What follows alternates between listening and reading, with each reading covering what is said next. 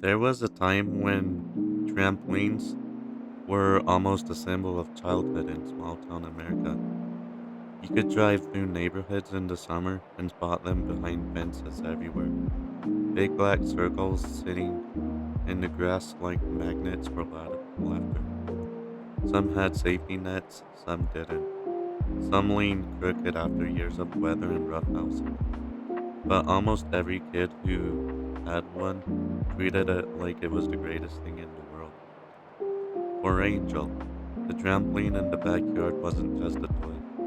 It was one of the few places where she felt free. Angel is shy, very shy.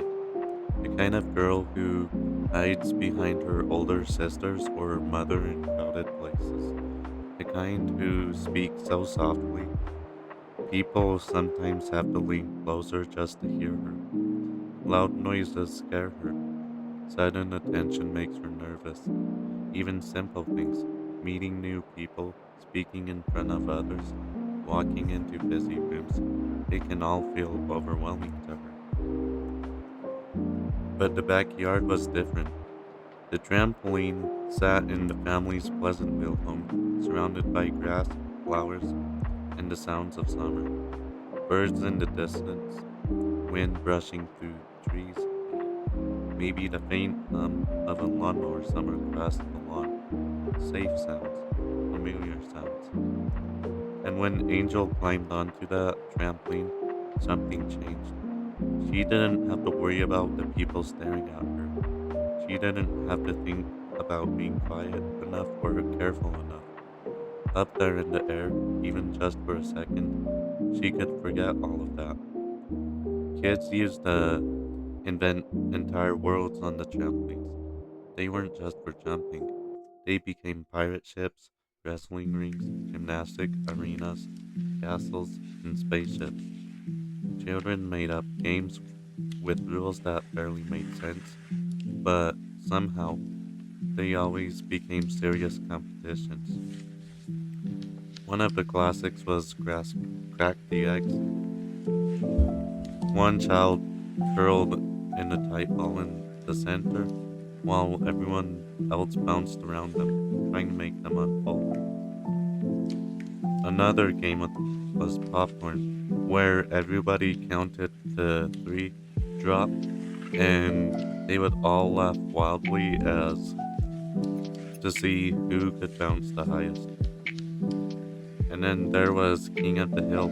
It's the same idea as popcorn, but it was more of a competition to see who could bounce the highest. Trampolines weren't peaceful places most of the time. There, they were chaos, loud, hilarious chaos. But for Angel, the trampoline became something gentle. She liked the feeling of the bounce beneath her feet, the way the mat dipped and launched her upward. The tiny second at the top of a jump where everything seemed still before gravity pulled her down again. At first, she was probably cautious. Just little jumps, nothing too high. But over time, she got braver. Eventually, Angel learned how to flip, and that matters more than it sounds. Doing a flip takes trust. You have to throw yourself backward or forward into the air and believe your body will finish the rotation. For someone anxious and timid, that kind of movement can actually feel terrifying. Your stomach drops, your sense of direction disappears for a second. The world flips upside down. But Angel kept trying, and one day he landed it perfectly.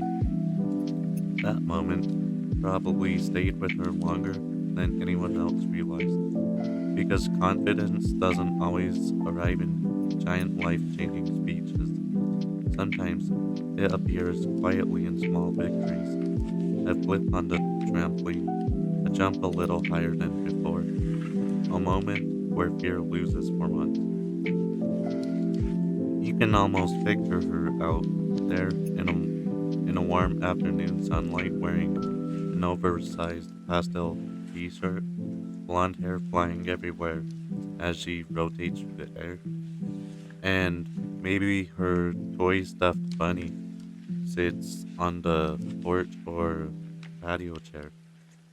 Maybe she left it there before climbing on. The trampoline springs creak beneath her feet. The grass sways in the wind. For a few minutes, the nervous little girl who hides from loudness feels weightless. That's part of what makes trampolines special in America for so many years. They created memories that stuck forever. People remember the feeling of hot trampoline fabric on bare feet during July afternoons. They remember getting sprayed on with the garden hose while bouncing. They remember trying dangerous tricks they absolutely should not have been attempted. They remember siblings double bouncing each other up, often 10 feet into the air, and parents yelling from the house to be careful. And somehow, despite all the chaos, those afternoons felt simple. No schedules, no pressure, no phones buzzing every 5 seconds. Just kids outside until sunset. That feeling fits Pleasantville, Iowa perfectly. Small towns often carried the slower rhythm of life.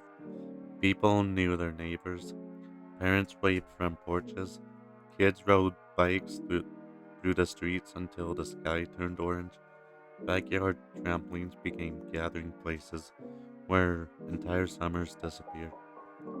Angel grew up in that kind of environment, a place where the could become the whole universe. And while other kids may have seen a trampoline as excitement, Angel may have seen something else too: peace.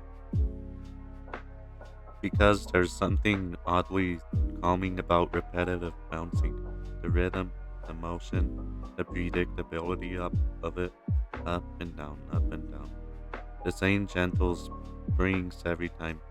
For anxious people, comforting repetition can feel safe. So while others saw a trampoline, Angel may have felt something closer to emotional escape, a place where her thoughts quieted down, a place where she could breathe, a place where she didn't feel judged. That's why like this matter in storytelling.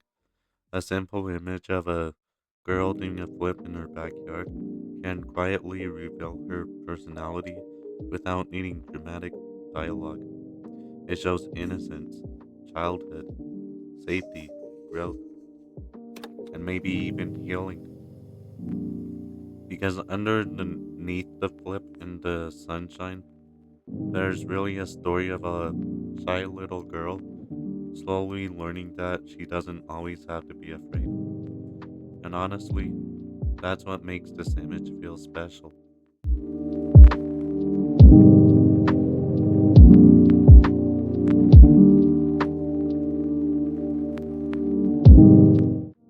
This is the final result of Angel flipping on the trampoline. Thank you for watching and follow me for more journeys of America by the State.